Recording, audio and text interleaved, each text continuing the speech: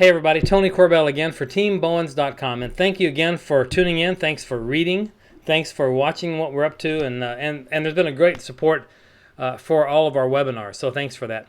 Today's Q&A, our little video Q&A, comes from Roberto in Austin, Texas, and he wants to know about group lighting. And I mentioned recently on Kelby One, I was a guest on the grid with Scott Kelby, and the question came up about how I discussed additional power on your outside lights when you're doing a group photography.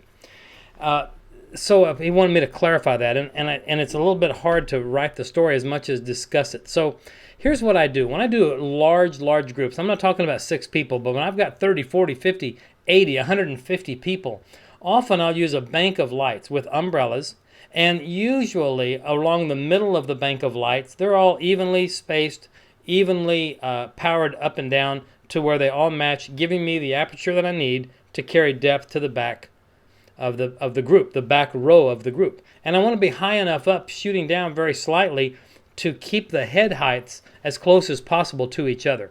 And I'm going to talk about this a lot coming up in a new webinar on group photography.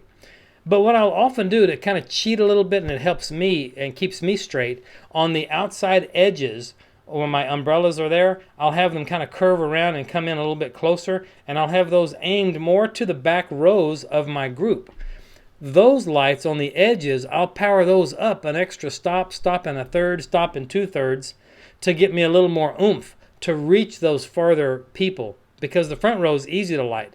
The back row is hard to light, and photographers are always having this light fall off. And then it becomes an issue of trying to edit for gradation and power, and opening up faces in the back row and pulling down faces in the front row, and it's a mess. If you'll take those outside lights, aim them back to the back rows, and boost their power a little bit, it'll often compensate for the additional distance you have to cover.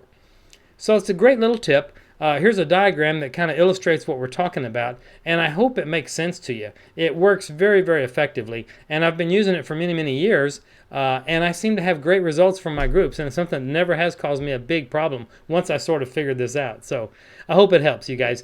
Thanks again for tuning in. Again, all of our stuff's going on here at TeamBowens.com for our blog posts. And you're going to start seeing more and more regular guests coming in here and helping me write these things and producing these Q&As. And as well, check us out at Bowens TV at YouTube, at our YouTube channel. Thanks, everyone. Take care.